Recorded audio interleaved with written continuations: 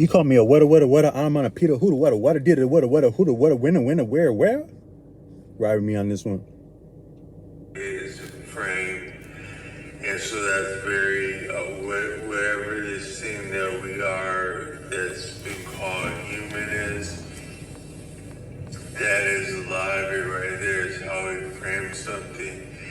And this might seem like Little League or like amateur night at the whack comedian at the amateur night.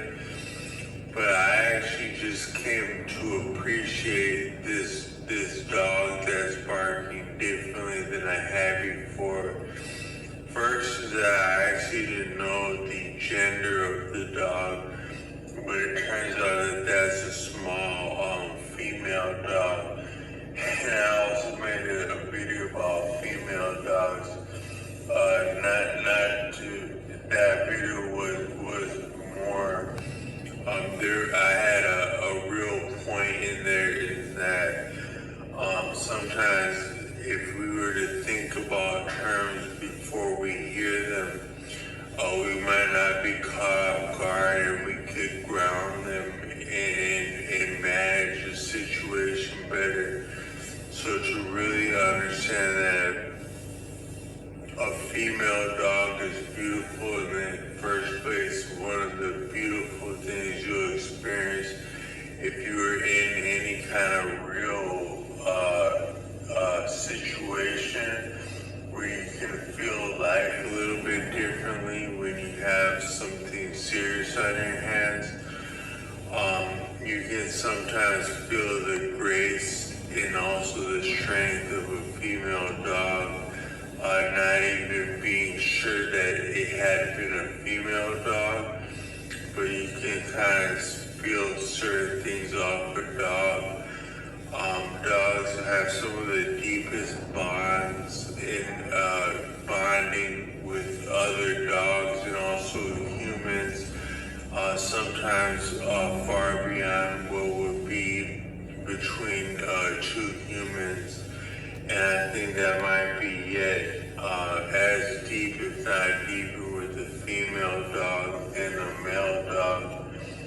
Just because females are generally loving in nature and are nurturing in nature, and the works of India, Bharata Dharma, cited by Arthur Avon, has said that in traditions of India, there are solemn dimensions understood to attend a female being of any grade or any station, and that so much of the finger is not to be raised against a female at any point, and not the least of which currently like a female dog.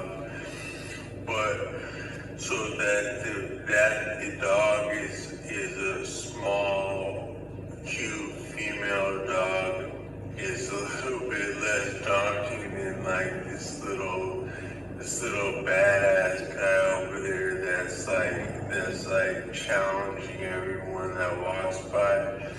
But what I come to appreciate is that perhaps that dog will start barking as soon as anyone walks by, or even maybe if they get bored. And what they may serve more what it may be happening is that the dog is lonely and would like attention, because dogs are very social in nature and they love nothing else than to relate to other dogs and people, and that's conveyed over attention. And then I think that dog is left alone for hours on end because the woman who works there is a young woman, and she's very hardworking. I've actually showed up at her job with something to say. She works at a department store that I would otherwise frequent, and I have frequented there. Not expecting to run into her, but she's very hardworking. But she leaves that dog alone for hours on end. So I think that sometimes that barking of that dog is actually, it's calling out for, it's more like a cry actually, if you think about it. It's not actually that it's affronting or insulting anything. It's more so crying for attention, and that's the one thing you can say is that bark, and that's not actually limited because communication is not limited in any means. So many different things could be communicated with a bark or a sigh or a cry. Maybe better than would be conveyed over like a lexicon, which is like a group of words in a language, or like just verbalism is that just that enunciation is maybe communication par excellence, and that the dog had been crying. And when you hear it like that, it's actually more endearing and even a little bit sweet, but also sad that the dog would have to bark that much alone, that much so alone. And I can relate to that because I've lived the majority of my life alone, even though I was shacked up with family for a long time. Past when would probably be healthy, but even as I've operated as a professional, as a person of faith, and how I've encountered and experienced faith, notwithstanding turbulence in different settings, also faith settings and educational settings, somewhat stemming from my communication style and personality style, and maybe just my actual height, because I said that maybe different venues like church settings and even education might be something of a standing contest. Who can stand taller while we're also understanding that we're not taller than anyone, and yet not as tall as what has been taller than everyone, is greater for being taller than everyone, yet it's not better to be taller than people, is what it feels like in church settings.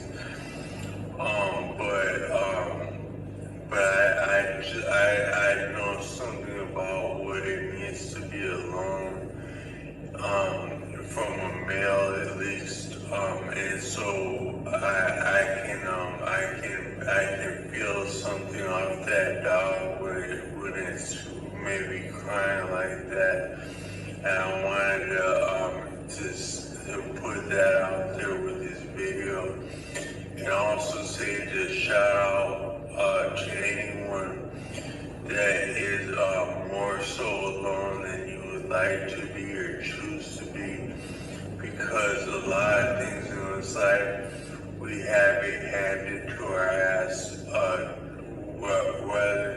whether we bring our best or don't. We don't bring our best, we're gonna get fucked up. We bring our best, we're gonna get fucked up. But yeah, we don't bring our best, we're not gonna survive either. So we gotta bring our best and still get fucked up and still suck that shit up and still smile and have a smile for someone within a lot of fucked up shit as more fucked up shit is about to happen. Now I'm asking for any flowers with this. Not any flowers that someone maybe would have been dropped in front of me and bent over. If I'm keeping it real. To pick it up, the flower, and then maybe you can share a flower together. But I just want to say that this lonely thing, there's a difference between being alone and lonely, and you'll probably, it's like maybe surfing where you can ride that and you can more so exist alone, and then sometimes you'll be visited by loneliness, or you can be lonely and then sometimes visited by aloneness, to where there's enough of a silver lining in life that we can get through things if we take strength and courage. But it is yet daunting and dauntless, no less than a dog. So as I'm making that video about Bodhisattva this and Bodhisattva that, and the different sufferings that we undergo, the dogs don't get away from that either. No one does, nothing does. So we should be kind to one another when we're thinking about hunting, when we're thinking about doing different things with animals, when we're thinking about doing different things with other people. We should be yet kind and compassionate, because we had been the same person, but we're just at different cycles and at different points within a cycle. I don't think it's been said that you can't do anything in a straight line in this universe. So maybe you could take that one further and say that all things exist as a form of a circle, because all things had started and emanated at one point, and likely will return to that point, maybe having never left that point. And from that perspective, it can be like a circle or maybe a dot within a circle, and circular activities surrounding the dot. But yet, we do somehow come all the way back around. And I meant to say that, actually I lost that train of thought, but the lonely stuff is real, and we all do feel pain, right? And so anything that however it is that we come into this life, and maybe how we are to transcend this life, it yet exists around different cycles and functions of a circle. And such is also our suffering and joy. And the joy is part of the suffering, and the suffering is part of the joy. And watching others suffer and enjoy is also part of our own suffering and joy, to keep it real. So just shout out for the dog, and just maybe have compassion for people in your heart. I can hear the sad violin coming in. I didn't intend to add that one without without plagiarizing something, plagiarizing the sad violin.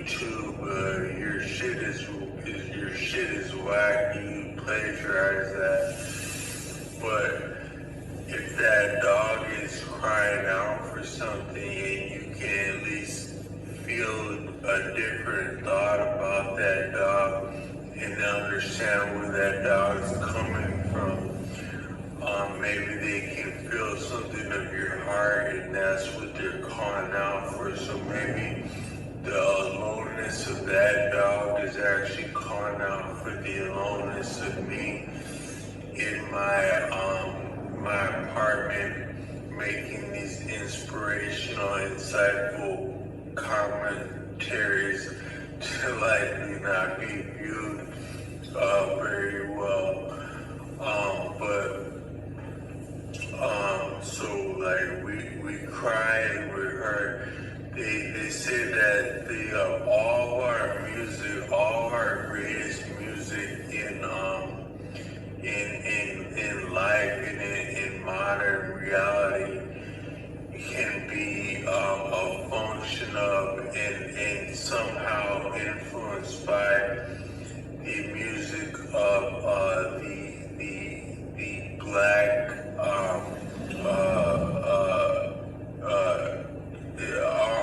most of our Western popular music can be derived from or influenced by influences of the Black American culture, African American culture, foundational Black American culture, going all the way back to like you have like your hip hop, your funk, your maybe a little bit of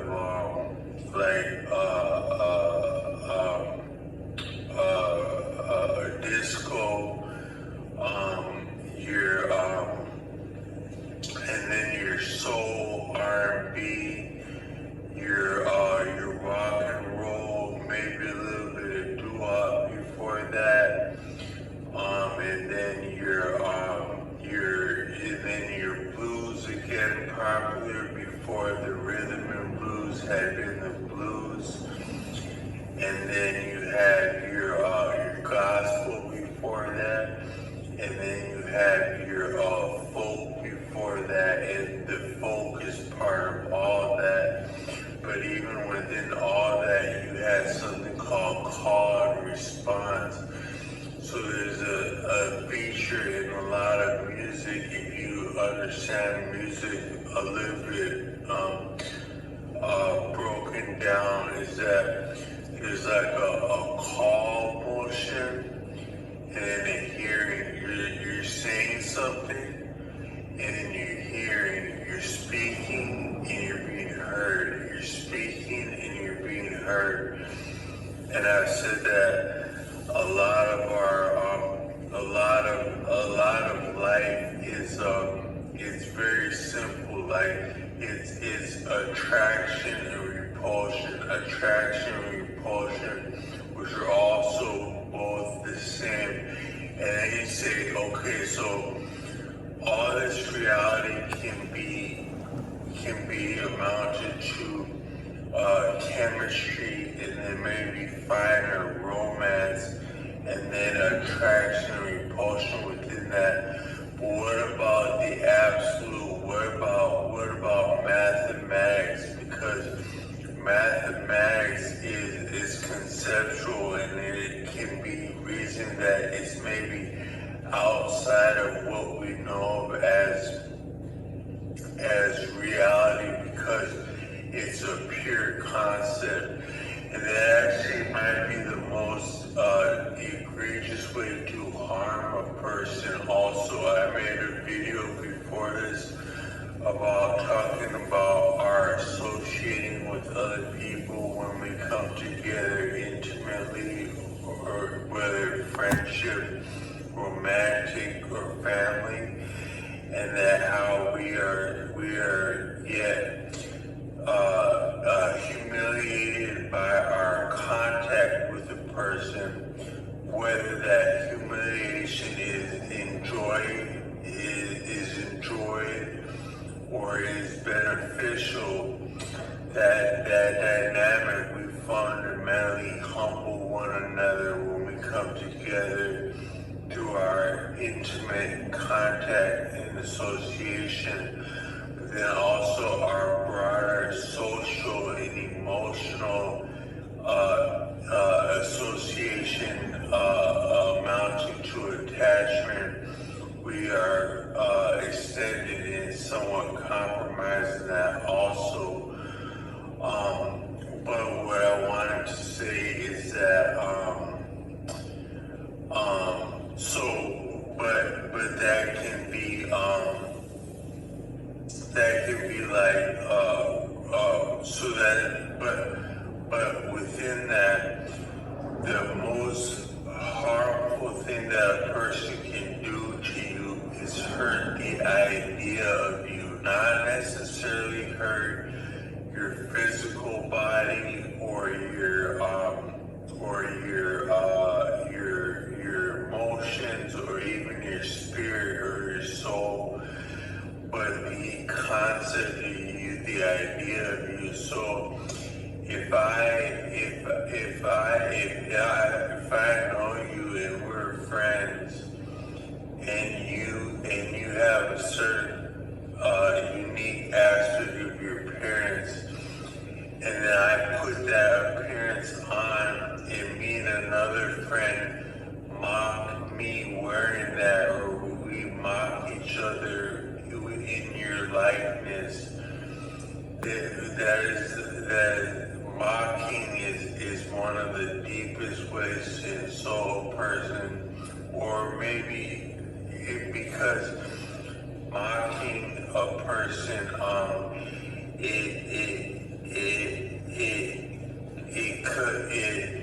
it speaks to all the dimensions of a person. Your voice, which all of your experience and experiences are within your voice, and your insight and your mannerisms and your physical appearance and your occupation and your interests and your hobbies, all that can be called forth when a person is being mocked. But the deeper aspect of that, the most profound part about that is the idea of a person. How is this person understood to themselves and to eternity, throughout eternity? Some people have said that all of our works of Arthur Avalon say that there's no such thing as creating a word or saying a word for the first time. It had actually already existed on a level, and then it emanated and you invoked it as you spoke it, and then it yet sustains and it maintains, just like a piano pedal where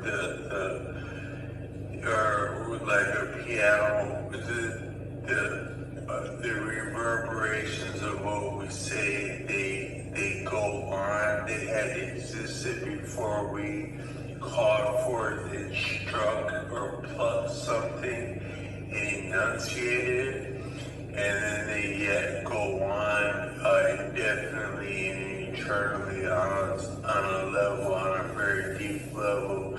And such is the concept of us as a life, as a person, as a being, which is a function and attendant of all the things that we have ever said and did and has been said about us. so I think that's what is appreciated by different like warriors and martial people when they are willing to die over this thing about valor and honor. Because if I'm gonna die now, or a year from now, or 5 years from now, in the first place, a very heinous and violent death, no less, at any point of that, and one day I will not be none the wiser that I had ever been here. What's gonna count for something is the idea of me and the memory of me and so I meant to say is that to mock the idea of a person is one of the heaviest blows you can deal to someone, and it's invoked when we associate, come together with a person, whether between us in our heart or publicly, where that's on the line. And that's some of the challenge around what it means to what's the appropriate level of engagement for different people, different walks of life, such as when we come together in co-ed situations.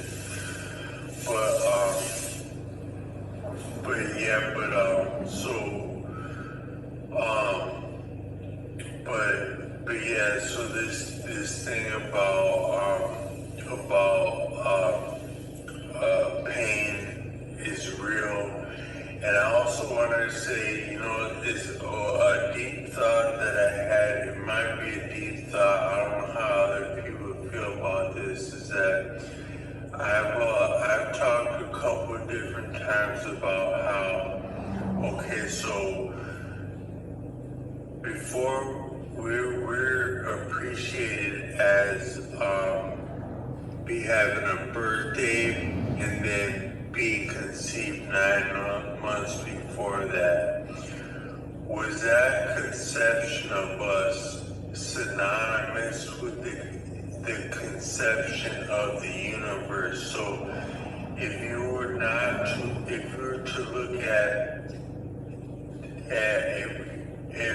to look at our existence in absolute terms, could it be fathomed that either the reverberation or the function of what amounted to us being conceived at one point in what's understood as linear time, is that not synonymous in coalescing with the actual conception and impetus of the universe as it has and is come to be?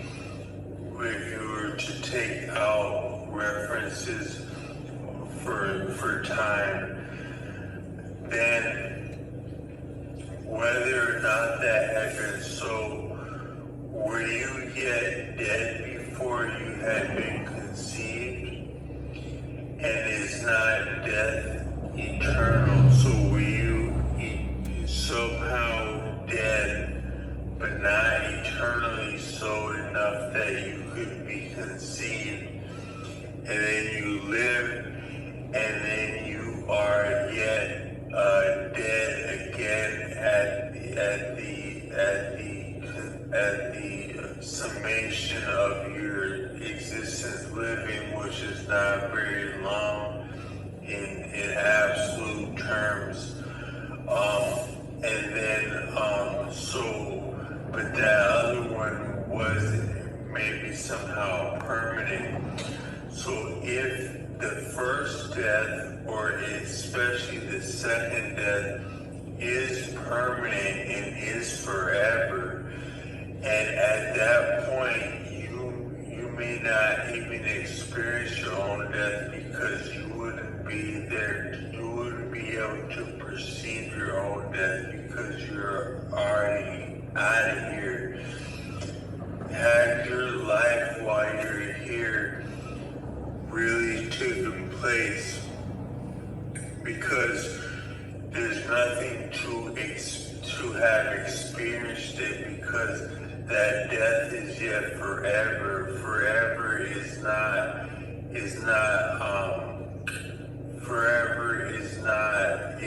not limited, it's limitless, so it can as easily go, it is easily attend any other point in what's understood as linear time, from one point, from a present,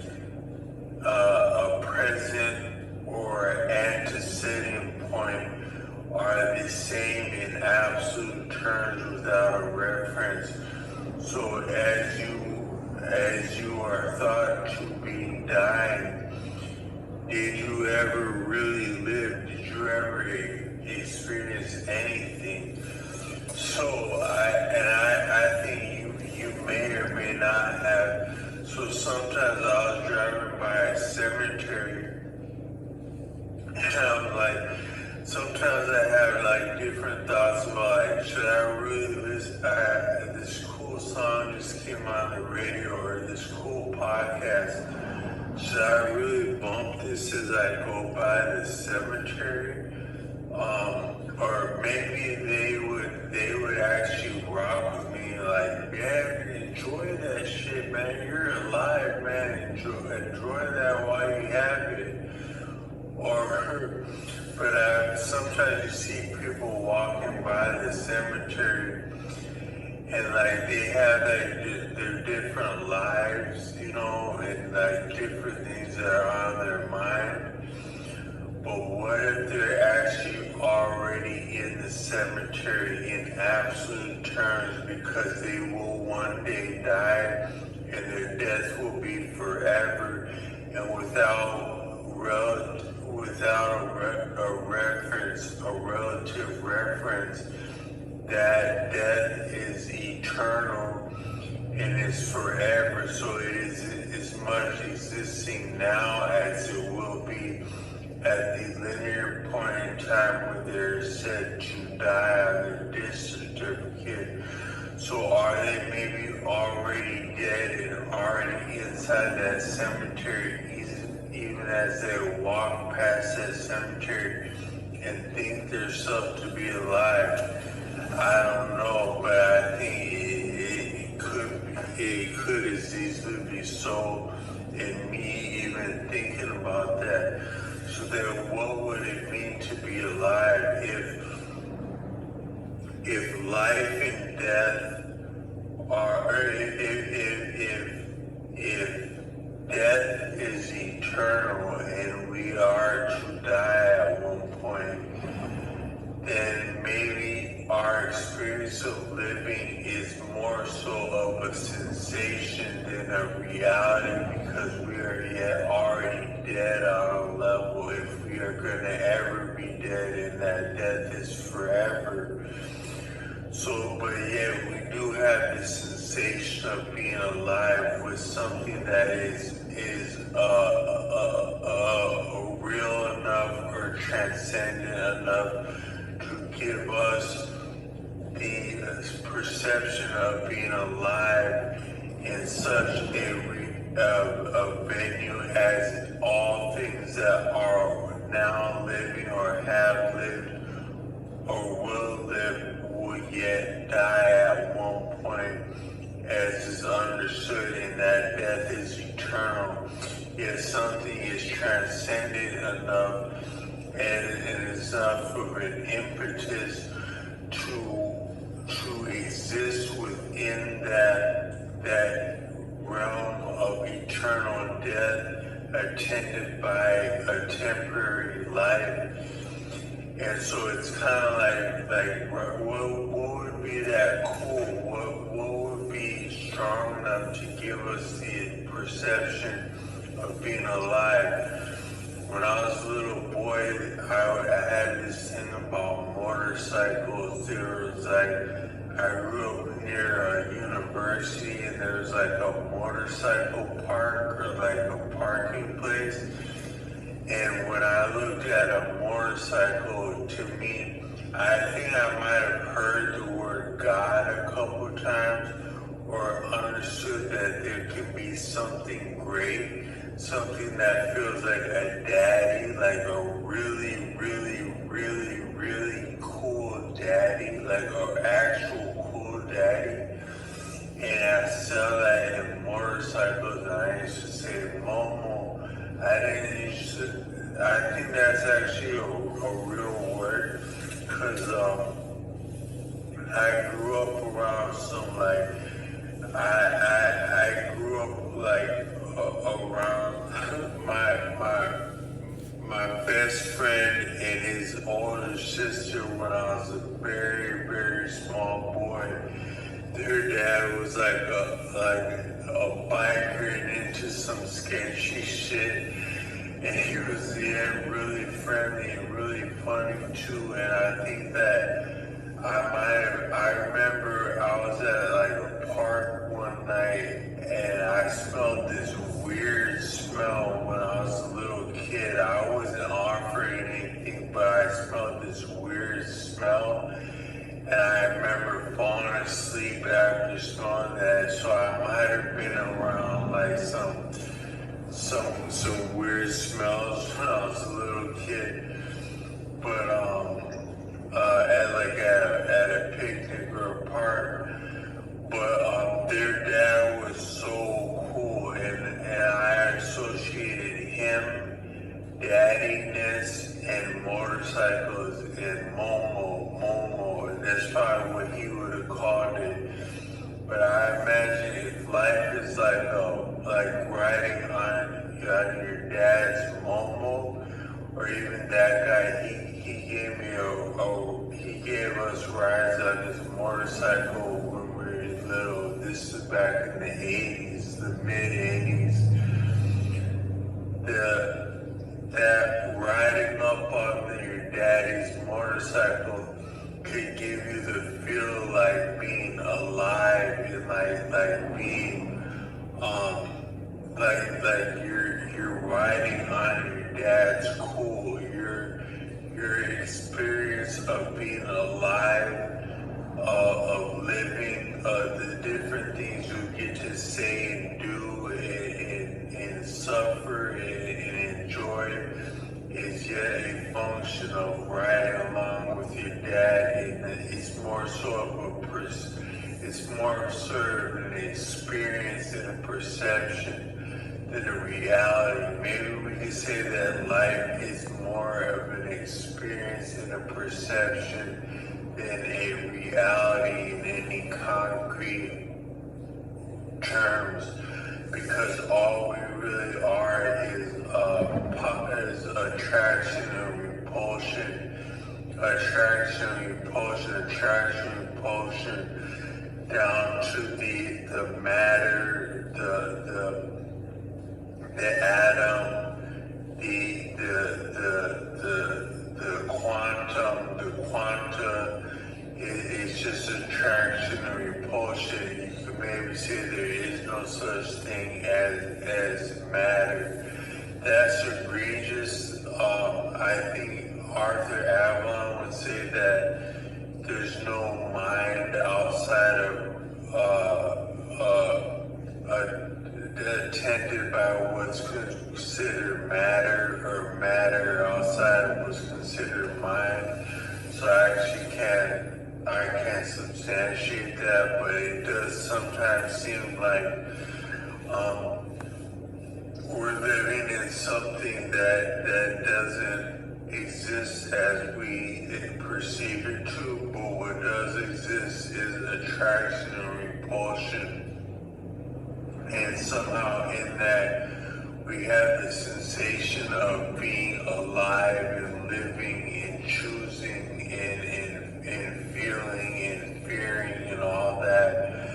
But yet maybe we are actually already inside of the whatever is eternity, and whether that's beautiful or that's oblivious. Caribbean, and that somehow wherever people experience when they go up over the fence of the cemetery,